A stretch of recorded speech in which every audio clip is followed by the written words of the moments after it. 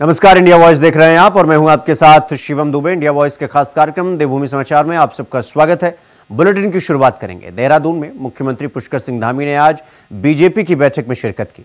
इस मौके पर बीजेपी प्रदेश अध्यक्ष महेंद्र भट्ट के साथ बीजेपी के तमाम पदाधिकारी और कार्यकर्ता भी मौजूद रहे। मुख्यमंत्री पुष्कर सिंह धामी ने इस दौरान कहा कि 2 सितंबर को केंद्रीय स्तर पर बीजेपी सदस्यता अभियान की शुरुआत करने वाली है। 3 सितंबर को उत्तराखंड में कार्यक्रम का शुभारंभ किया जाएगा। साथ ही सीएम धामी ने कहा कि प्रदेश में संगठन को मजबूत करने के लिए नए सक्रिय सदस्य बनाए जाएंगे और ज्यादा से ज्यादा सक्रिय सदस्यों को जोड़ने का पार्टी ने लक्ष्य रखा है। ये संगठन पर्व हमारा 3 साल के बाद होता है और हम सब लोगों के लिए एक बड़ा अवसर होता है कि हम जन जन तक पहुँचे, समाज के अंतिम छोर तक पहुँचे और हमारा प्रदेश के सभी पदाधिकारी, सभी कार्यकर्ता बड़े जोर शोर से इस अभियान को आगे बढ़ाएंगे और 2 तारीख को राष्ट्रीय स्तर पर ये अभियान प्रारंभ होगा और उसके बाद पूरे देश में चलेगा, हमारे प्रदेश में भी चलेगा। हम उन स्थानों तक जाएंगे इसके माध्यम से जहां अभी हमारी पार्टी को और पहुंचना है और हमको विस्तार करना है। हमारा संगठन का भी विस्तार होगा और निश्चित रूप से जहां संगठन का विस्तार होगा वहीं हमारे प्रदेश के लिए भी जो हमारी योजनाएं हैं केंद्र की और राज्य की, उन योजनाओं को प्रचार प्रसार में एक बड़ी सहायता इस अभियान के माध्यम से मिलेगी। हम लोग जो है कोशिश करेंगे कि पिछली बार से अधिक सक्रिय कार्यकर्ता और हमारे कार्यकर्ता बने और सदस्य बने। रुक करेंगे अगली खबर की ओर। अगली खबर देहरादून से है, जहां भरारीसैंण विधानसभा सत्र के दौरान खानपुर विधायक उमेश कुमार द्वारा 500 करोड़ रुपए से ज्यादा सरकार पलटने की बात को अति गंभीर बताते हुए कांग्रेस प्रदेश अध्यक्ष करण मारा ने जांच की मांग की है। प्रदेश कांग्रेस अध्यक्ष करण मारा ने कहा कि इस तरह के विषय लोकतंत्र के लिए गंभीर खतरा पैदा करते हैं। यह इंटेलिजेंस का भी बड़ा फेलियर है। सरकार को इसकी विस्तृत जांच कर दूध का दूध और पानी का पानी करना चाहिए।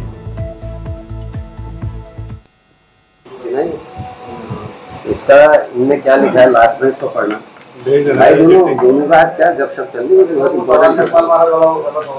यह है ट्रस्ट के पूर्व अध्यक्ष श्री सुरेंद्र सिंह रौतेला की इस्तीफा देने के बाद हम सभी ट्रस्टी बहुत आहत हुए हैं कि हिंदू धर्म में धार्मिक भावना की कोई कद्र नहीं है और मंदिर बनाना हिंदू धर्म में अच्छा कार्य नहीं है। ये चिट्ठी है। तो वहीं रुद्रपुर में नर्स के साथ हुए बलात्कार और हत्या के मामले में पुलिस प्रशासन के रवैये को देखते हुए महिला कांग्रेस अध्यक्ष ज्योति रौतेला ने महिला कांग्रेस की कार्यकर्ताओं के साथ विरोध प्रदर्शन किया। इस दौरान पुलिस प्रशासन द्वारा उनके साथ बर्बरता की गई। पुलिस के जवानों ने लाठियां बरसाई और उनके साथ बदसलूकी भी की। कांग्रेस प्रदेश अध्यक्ष करण मारा ने कहा कि इससे उत्तराखंड पुलिस का घिनौना चेहरा जनता के सामने आया है। इससे जनता माफ नहीं करेगी और इससे यह भी साफ होता है कि उत्तराखंड में पुलिस कैसे महिलाओं को सुरक्षा प्रदान करती है। वीडियो में साफ तौर पर यह देखा जा सकता है कि महिला कांग्रेस के अध्यक्ष के साथ जवान कैसे लाठी डंडे का प्रयोग कर रहे हैं। रुद्रपुर में नर्स के संग हुए बलात्कार और हत्या के मामले में पुलिस और प्रशासन के रवैये को देखते हुए महिला कांग्रेस के अध्यक्ष ज्योति रौतेला ने महिला कांग्रेस के संग एक प्रदर्शन किया जिसमें बर्बरता पूर्वक उनके ऊपर मारपीट की गई। पुलिस के जो पुरुष जवान हैं वो उनको लठ लगा रहे हैं, मार रहे हैं, हाथों से उनको मोलेस्ट कर रहे हैं। इससे घिनौना चेहरा पुलिस का और कोई दूसरा नहीं हो सकता। मैं ये वीडियो आप सबको जारी कर रहा हूं। निश्चित ही इसको देखकर आपके रोंगटे खड़े हो जाएंगे। किस तरीके से जो पुलिस में मेल पुलिसकर्मी हो महिलाओं के संग बदसलूकी कर रहे हैं। वहां के एसएसपी पहले किस तरीके का बयान दे चुके आपने देखा है। अब ये दूसरी है। ऐसे में कैसे माना जा सकता है कि प्रदेश में महिलाओं को सुरक्षा प्राप्त होगी और पुलिस और प्रशासन की भूमिका इन चीजों स्पष्ट होती है। क्या अंकिता के उसमें हुआ होगा, क्या उस 13 साल की बच्ची के उसमें हुआ होगा, क्या वो हरिद्वार में 14 साल की बच्ची के रेप और मर्डर की बात हुआ होगा। वही हाल रुद्रपुर में आज देखने को मिल रहा है। जब प्रदर्शन करने वालों के संग इस तरीके का व्यवहार पुलिस कर्मियों का है तो जो अन्य लोग होंगे उनके संग किस तरीके का काम कर रहे होंगे और क्या न्याय मिलने की उम्मीद ऐसे में हो सकती है, ये देखा जा सकता है। रुक करेंगे अगली खबर की ओर। पूर्व सीएम हरीश रावत रुड़की पहुंचे, जहां उन्होंने कांग्रेस विधायकों के साथ युवक वसीम की माधोपुर में मौत मामले में परिजनों से मिलकर सांत्वना दी। पूर्व सीएम हरीश रावत ने कहा कि मैं एक बाप और एक दामाद भी हूं, अपनों के खोने का दर्द बखूबी जानता हूं। साथ ही पूर्व सीएम ने स्वामी यतीश्वरानंद के बयान का पलटवार भी किया।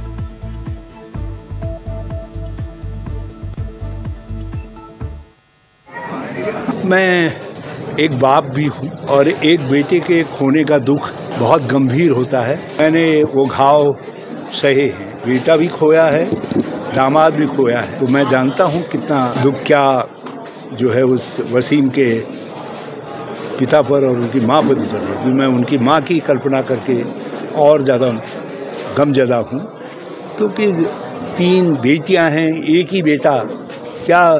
क्या आशा, क्या उम्मीदें सजोई होंगी कि मैं इसकी सेहराबंदी करूँगी, फला करूँगी। माँ कितनी कल्पनाएं नहीं करती है। तो माँ के बाप के दुख को कोई नहीं बांट सकता, कोई शब्द कम नहीं कर सकते।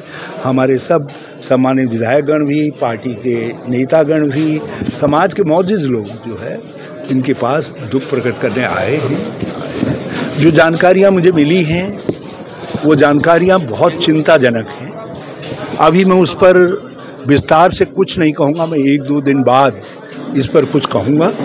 आज अभी हमने सबने डीजीपी उत्तराखंड से बात की है, डायरेक्टर जनरल पुलिस उत्तराखंड से बात की है। हमने कहा है कि हम आपके न्याय के सेंस पर विश्वास करते हैं। आप तो पूर्व सीएम रुड़की पहुंचे और जहां पर वसीम की मौत पर विवाद हुआ था, वहां पर उन्होंने पहुंचकर उन्होंने बयान दिया और वसीम के परिजनों से मिलकर उन्हें सांत्वना भी प्रकट की।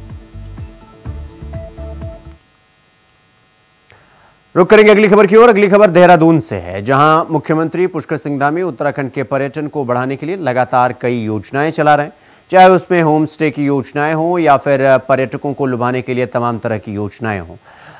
परिवहन विभाग की तरफ से भी बाइक रेंटल योजना चलाई गई, जिससे उत्तराखंड वासियों का रोजगार भी बढ़ेगा और इसके साथ ही पर्यटकों को भी इसका लाभ मिलता हुआ नजर आएगा।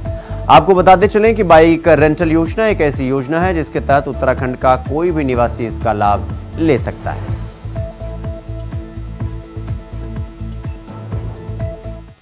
विभाग ने बड़ा ही सराहनीय इसमें एक कदम उठाया है, जिसमें अधिक से अधिक लोगों को रोजगार मिल सकता है। यह योजना है रेंट ए बाइक स्कीम। इसमें क्या होता है कि कोई उत्तराखंड का रहने वाला व्यक्ति, उसे मिनिमम 5 गाड़ियाँ लेनी होती है, 5 टू व्हीलर उसके पास होने चाहिए। 5 से ज़्यादा भी हो सकता है, लेकिन मिनिमम 5 होने चाहिए। और एक कॉमर्शियल गाड़ी रजिस्टर्ड होती है, पीली प्लेट वाली। आपका एक एड्रेस प्रूफ होना चाहिए, गाड़ी पार्क करने की जगह होनी चाहिए, टेलीफोन नंबर होना चाहिए। इसके बाद आप रेंट ए बाइक स्कीम का लाइसेंस आप अप्लाई करेंगे तो आपको मिल जाएगा। और लगभग 400-500 लोग ऐसे हैं जिन्होंने रेंट ए बाइक का लाइसेंस हमारे एसटीए से प्राप्त किया है। यह योजना के बारे में सिर्फ थोड़ा सा कुछ बता दूं मैं आपको। 5 गाड़ियां होनी चाहिए, एक एड्रेस का प्रूफ होना चाहिए, गाड़ी की पार्किंग करने की जगह होनी चाहिए, आपका मोबाइल नंबर या टेलीफोन नंबर होना चाहिए। इसमें क्या होता है कि कोई भी बाहर का टूरिस्ट, इससे फ़ायदा रोजगार का तो है ही, दूसरी बात है कि इसमें जो बाहर से टूरिस्ट आते हैं उनके फायदे के लिए भी है। रुक करेंगे अगली खबर की ओर। हिमालयी क्षेत्रों में मौजूद झीलों को लेकर केंद्र सरकार काफी संवेदनशील है। इसके लिए 150 करोड़ रुपए मंजूर किए गए हैं। इसमें एक्सपर्ट की टीम उत्तराखंड को पहाड़ी झीलों को अध्ययन करने के साथ साथ ट्रीटमेंट करेगी और इसी कड़ी में अन्य राज्यों की तरह ही उत्तराखंड में भी 5 हिमनद झीलों का भी अध्ययन होगा। आपको बता दें कि केंद्र सरकार ने उत्तराखंड, हिमाचल प्रदेश और सिक्किम और अरुणाचल प्रदेश में हिमनद झील विस्फोट जनित बाढ़ से निपटने के लिए राष्ट्रीय आपदा प्रबंधन प्राधिकरण को इस कार्यक्रम की जिम्मेदारी दी है। विशेषज्ञों की टीम मौके पर पहुंचकर खतरों का आकलन करेगी। झीलों और निचले इलाकों में स्वचालित मौसम और जल स्तर के लिए निगरानी स्टेशन और प्रारंभिक चेतावनी प्रणाली स्थापित की जाएगी। मासी से एक रास्ता लिंचोली को जाता है। अभी उस रास्ते पे हम लोगों ने जब आपदा आई थी तो लगभग 500 से ज़्यादा लोगों को निकाला था। उस रास्ते का सर्वे किया गया है। एक टीम भेजी गई थी, टीम ने अपना रिपोर्ट दे दिया है। उसके रिपोर्ट के अकॉर्डिंग अब जिला प्रशासन से इसमें अभी स्टडी किया जा रहा है कि फर्दर क्या कार्रवाई की जा सकती है।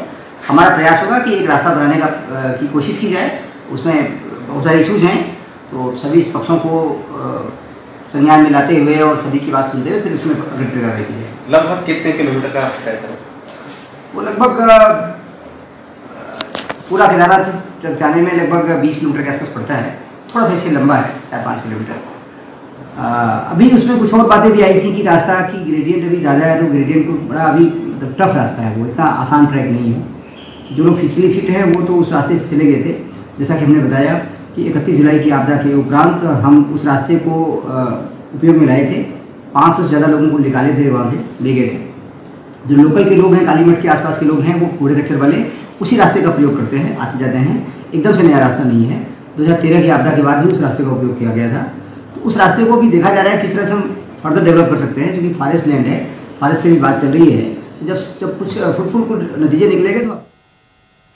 अगली खबर देहरादून से है, जहां जिलाधिकारी सोनिया ने मंगलवार को जनपद की तहसीलों में उप जिलाधिकारियों और तहसीलदारों के स्थानांतरण करते हुए अधिकारियों से तुरंत अपनी अपनी तहसीलों में कार्यभार संभालने के आदेश दिए थे। जिसके बाद आज डोईवाला की उप जिलाधिकारी का स्थानांतरण कालसी तहसील में हुआ, जबकि कालसी तहसील के एसडीएम और तहसीलदार को डोईवाला स्थानांतरित किया गया। आज डोईवाला में नवनियुक्त उप जिलाधिकारी योगेश मेहरा ने डोईवाला तहसील और प्रभारी अधिकारी नगरपालिका डोईवाला का कार्यभार संभालते हुए ये कहा कि लोगों की समस्याओं का प्राथमिकता से निदान होगा। पोस्टिंग उनकी डोईवाला के अंदर है, तो अभी थोड़ा समय भी लगेगा उस चीज़ का, और दोनों ही तरफ से जब तक एक दूसरे का सहयोग नहीं करेंगे तो शायद ये काम आगे नहीं चल पाएगा तहसील परिषद का भी। जिस प्रकार से हम लोग तो घर यहाँ के लोकल हैं, तो हर चीज़ को जानते भी हैं, तो दोनों तरफ से सामंजस्य। और दूसरी बात यह है कि जो पत्रावलियाँ काफ़ी समय से लंबित पड़ी है, क्योंकि बीच में लोकसभा चुनाव का समय था, तो पूरा तहसील प्रशासन वहाँ व्यस्त था। बीच में 2.5-3 महीने वो काम नहीं हो पाया, उसके बाद तुरंत बरसात लग गई, बरसात में भी तहसील प्रशासन कहीं बाढ़ में व्यस्त है, कभी कहीं है। तो उस चीज़ के लिए थोड़ी वार्ता की है कि जिस तरीके से थोड़ा एक अधिवक्ताओं के समय के लिए कि 2 कोर्ट है यहाँ पे, जेएम कोर्ट भी है और तहसीलदार कोर्ट भी है और एसडीएम कोर्ट भी है यहाँ। और ये स्थिति की क्या होती है कि 11 बजे तहसील भी कोर्ट भी लगती है, 11 बजे एसडीएम कोर्ट लगती है, और जेएम कोर्ट हमारी सुबह शाम तक चलती है। तो हमने कहा एक ऐसा समय हो कि एडवोकेट तीनों कोर्ट में काम कर सके उस समय के। फिलहाल यहाँ पर रुकेंगे एक छोटे से ब्रेक के लिए, खबरों का सिलसिला जारी है, फौरन लौट रहा है।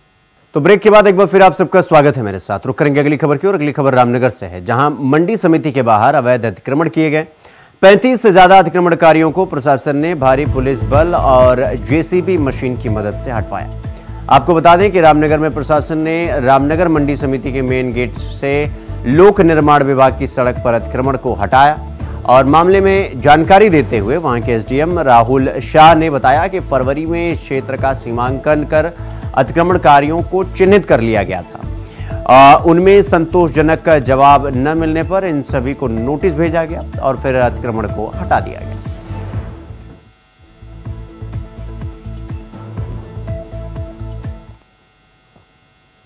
तो वहीं केदार घाटी में आपदा के बाद आप पुनर्निर्माण के काम शुरू हो चुके हैं, जिससे घाटी में पूरे यातायात व्यवस्था भी सुचारू रूप से होने लगी है। सचिव लोक विभाग डॉक्टर पंकज कुमार पांडे की माने तो 8 कामों को केदार घाटी में शुरू कर दिया गया है, जिसमें सोनप्रयाग के पास वैकल्पिक मार्ग, गुप्त काशी से केदारनाथ तक का पैदल रास्ता और पुनर्निर्माण के काम इस तरह से प्रारंभ कर दिए गए हैं।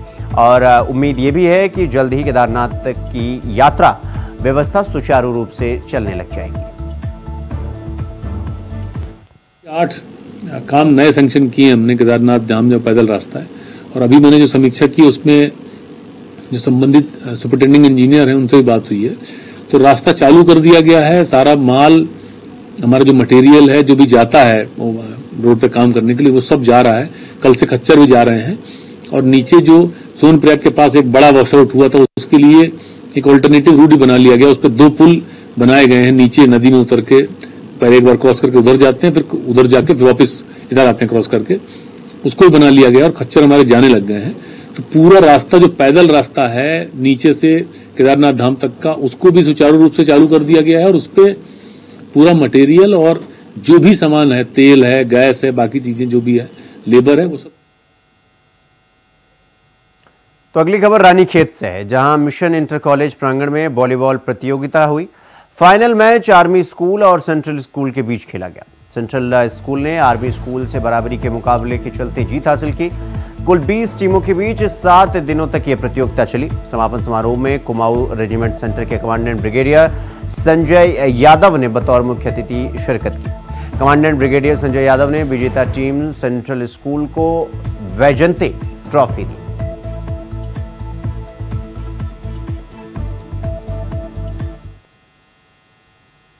तो वहीं उत्तराखंड प्रशासन बीते 31 जुलाई से रुद्रप्रयाग जिले में बंद पड़े केदारनाथ यात्रा मार्ग को सुचारू करने में जुटा हुआ है। बद्रीनाथ केदारनाथ मंदिर समिति के अध्यक्ष अजेंद्र राजे ने यह बताया कि पिछले दिनों हुई अतिवृष्टि यानी अधिक वर्षा से केदारनाथ पैदल मार्ग और मोटर मार्ग काफी क्षतिग्रस्त हो गया था, लेकिन अब केदारनाथ यात्रा मार्गों के अधिकांश रास्तों को दुरुस्त कर लिया गया है। केदारनाथ पैदल यात्रा चल रही है। बीकेटीसी अध्यक्ष का कहना है कि मानसून के कारण श्रद्धालुओं की संख्या में कमी आती है, लेकिन फिर 15 सितंबर के बाद से यात्रा फिर से सुचारू हो जाएगी और इसके लिए प्रदेश सरकार और मंदिर समिति की ओर से सभी तैयारियां पूरी कर ली गई।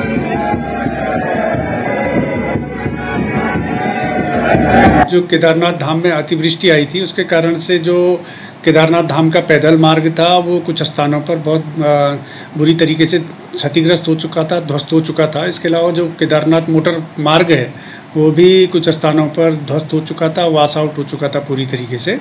लेकिन प्रदेश सरकार के स्तर से बहुत तत्परता के साथ में जो राहत और पुनर्निर्माण के कार्य वहाँ पर प्रारंभ किए गए, उसके चलते वर्तमान में जो पैदल मार्ग है वो लगभग पूरी तरीके से तैयार हो चुका है और उस पर पैदल यात्रियों के अलावा घोड़े खच्चरों की आवाजाही भी शुरू हो चुकी है और जो यात्री वर्तमान में केदारनाथ धाम जाना चाहते हैं वो जा सकते हैं। हालांकि वहाँ पर अभी मौसम पूरी तरीके से अनुकूल नहीं है और काफ़ी लगातार वर्षा भी हो रही है, प्रतिकूल परिस्थितियाँ भी पैदा हो रही हैं, लेकिन जो हमारी निर्माण एजेंसियाँ हैं उन्होंने बहुत तत्परता के साथ में ये कार्य किए हैं और पैदल मार्ग को पूरी तरीके से सुगम कर दिया गया है, सुचारू कर दिया गया है।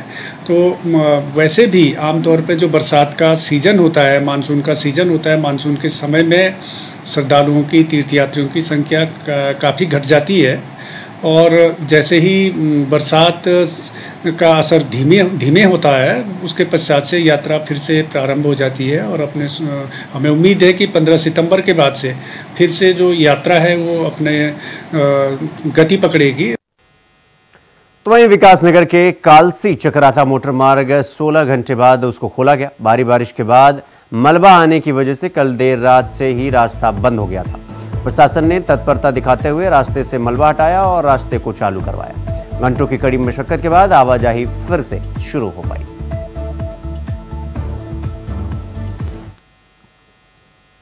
खबर उत्तरकाशी से है, जहां वरडावत पर्वत एक बार फिर दरकने लगा है। देर रात पर्वत के एक हिस्से से भूस्खलन हुआ, जिससे गुफियारा में अफरा तफरी का माहौल पैदा हो गया। साथ ही 2003 की कड़वी यादें भी ताजा हो गई।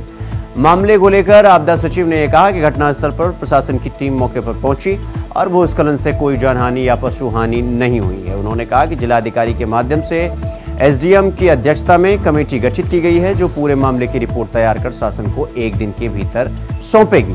रिपोर्ट के आधार पर ही आगे की कार्रवाई की जाएगी। आपको ये भी बता दें कि 2003 में उत्तरकाशी शहर के ऊपर से वरडावत का हिस्सा धंस गया था, जिससे काफी जान माल का नुकसान भी हुआ था। अब एक बार फिर ये पहाड़ दरक रहा है।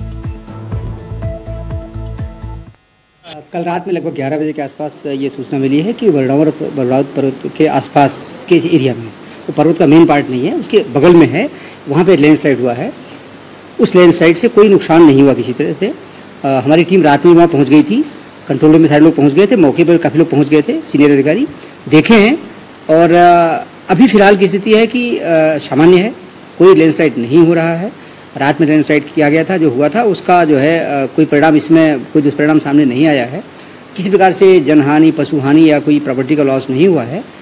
टीम एक डीएम ने गठित की है एसडीएम की अध्यक्षता में, वो आज विजिट कर रही है और आज ही रिपोर्ट देने के लिए कहा गया उनसे और इसके बाद फिर जो है जब रिपोर्ट आएगी उसके अकॉर्डिंग कार्रवाई होगी, जो भी सुधारात्मक कार्रवाई है, जो कार्रवाई करनी है। तो देवभूमि समाचार में फिलहाल अभी के लिए बस इतना ही। देश और दुनिया की तमाम खबरों को देखने के लिए देखते रहिए इंडिया वॉइस। नमस्कार।